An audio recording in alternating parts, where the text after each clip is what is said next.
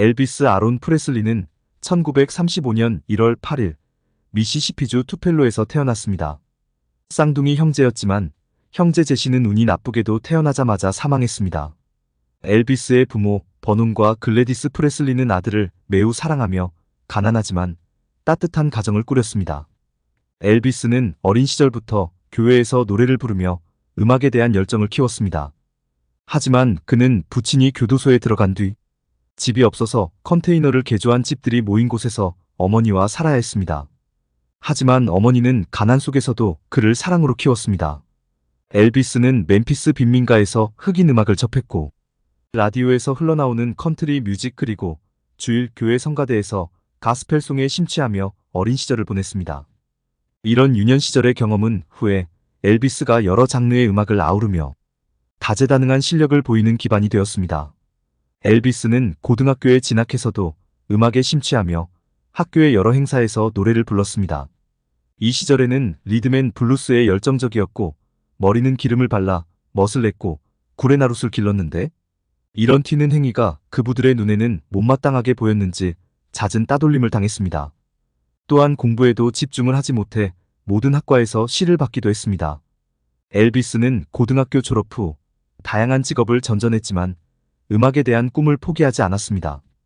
엘비스는 여러 밴드나 가수 경연대회에 수차례 응모했지만 그때마다 떨어졌으며 새로운 멤버를 구하는 기성밴드들의 오디션에도 나갔지만 그를 원하는 밴드는 어느 곳도 없었습니다. 하지만 엘비스는 쓰디쓴 실패가 잇따랐음에도 불구하고 트럭 운전수 1등을 하면서 가수의 꿈을 포기하지 않았습니다. 하지만 그는 자신을 위해 헌신하고 있는 어머니가 마음에 걸렸습니다. 데뷔는 하지 못했지만 어머니를 위한 선물로 앨범을 만들고 싶었던 엘비스는 18살에 선 스튜디오에서 자비로 첫 레코딩을 했습니다. 당시 선 스튜디오 사장은 샘 필립스라는 인물이었는데 그가 세운 이 스튜디오의 슬로건은 무엇이든 어디서든 언제든 녹음해준다는 것이었습니다. 때문에 무명이고 어린 엘비스 또한 레코딩을 할 수 있었던 것인데 샘 필립스는 엘비스가 어머니를 위해 부른 노래 대체 올라잇을 듣고는 히트를 예감하고 그와 계약을 맺었습니다. 이 노래는 컨트리 앤드 웨스턴 차트에서 크게 히트했습니다. 엘비스의 노래와 명성은 지역 라디오 방송에서 시작해 금세 전국적으로 확산해갔습니다. 그리고 이런 인기에 힘입어 엘비스는 대형 레코드사인 RCA와 새로운 계약을 맺고 이적을 하게 됩니다. 1956년 1월 RCA 빅터 레코드사에서 싱글 하트 브레이크 호텔을 발매하며 공식적으로 데뷔했고 데뷔 직후부터 큰 인기를 얻기 시작했습니다. 하반신을 흥겹게 흔들며 섹시 어필하는 춤은 당시로서도 파격적이었으며 흑인들의 전유물로 취급되던 로큰롤을 선보여 센세이션을 일으켰습니다. 이로 인해 음악이란 점잖아야 한다는 보수적인 생각을 가진 기성세대들에게 혐오를 받았습니다. 1956년 9월 에드 셜리번 쇼 첫 출연에서 엘비스는 엉덩이 흔들고 다리 떠는 것이 혐오스럽고 청소년들에게 나쁜 영향을 끼치기 때문이라는 이유로 상반신만 방영되기도 했으며 유력 일간지인 뉴욕 헤럴드 드리뷴지는 엘비스는 재능도 없거니와 너무나 저속한 가수이다. 청소년에게 유해한 연예인이라고 비난하기도 했지만 젊은 층에서 그의 인기는 나날이 커져갔습니다. 하지만 이런 성공의 이면 뒤에 그림자도 자리하기 시작했습니다. RCA와 계약을 맺는 과정에서 활약을 한 매니저 톰 파커는 매니지먼트 보수를 엘비스 수익금에서 무려 절반을 떼어갔습니다. 음악을 하고 자신의 노래를 세상에 들려줄 수 있는 것이 그저 행복했던 엘비스는 톰 파커에 대해 그는 천재이다. 그가 없었다면 나도 없었다. 고 두둔하기도 했지만 그는 엘비스를 아티스트로 대하기보다는 자신의 돈벌이를 위한 수단으로 여겨 수익성 좋은 캐릭터 상품, 계약, TV 출연, 뮤지컬 영화에서의 배우 출연 등으로 혹사시켰습니다. 심지어 엘비스가 약에 취해서 녹초가 되어 있을 때에도 그를 무대 위에 세웠습니다. 하지만 톰 파커는 정작 엘비스의 음악을 성공시키기 위한 해외 공연에 대해서는 자신의 불법 이민자라는 이유로 처벌받을까봐 두려워하여 번번이 거부하였습니다.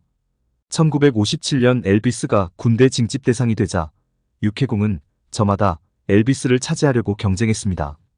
군입대가 영화 스케줄과 겹쳐지자 팬들의 성화로 당국에서 특별히 60일 징집 연장을 허락하기까지 했는데 이 상황이 대통령 아이젠하워에게 보고되기까지 했습니다. 엘비스는 특별한 대우를 원치 않는다. 라며 육군에서 기초훈련을 마친 후 독일에서 탱크병으로 18개월 복무했습니다. 미국 문서 보관서가 공개한 육군 문서에는 엘비스는 성실하게 군대 생활을 했다고 기록되어 있었습니다. 엘비스는 자신의 군복무 기간에 어머니가 돌아가시는 슬픔을 겪었는데 이것은 그가 죽을 때까지 후회하는 아픈 기억이 되었습니다. 그는 복무 중 독일에서 프리실라 볼리웨를 만나 사랑에 빠졌고 1967년 결혼하였습니다. 두 사람은 1968년 딸 리사 마리 프레슬리를 낳았습니다. 엘비스는 음악 외에도 연기에도 도전했습니다.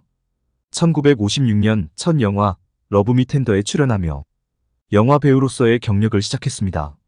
그는 이후 수많은 영화에 출연하며 음악과 연기를 병행했습니다. 그의 영화들은 대중에게 큰 인기를 얻었으며 그는 할리우드에서도 성공을 거두었습니다. 한동안 음악 활동이 부진하는 등의 슬럼프를 심하게 겪었지만 1968년 엘비스는 68 컴백 스페셜로 무대에 복귀했습니다. 이 방송은 그의 경력의 중요한 전환점이 되었으며 다시 한번 그를 대중의 관심 속으로 끌어올렸습니다. 그는 이 공연을 통해 자신의 음악적 재능과 열정을 다시 한번 입증했습니다. 1970년대에는 라스베이거스에서 정기적으로 공연하며 그의 경력을 이어갔습니다. 그의 공연은 큰 인기를 얻었고 엘비스는 라스베이거스의 상징적인 인물 중 하나가 되었습니다.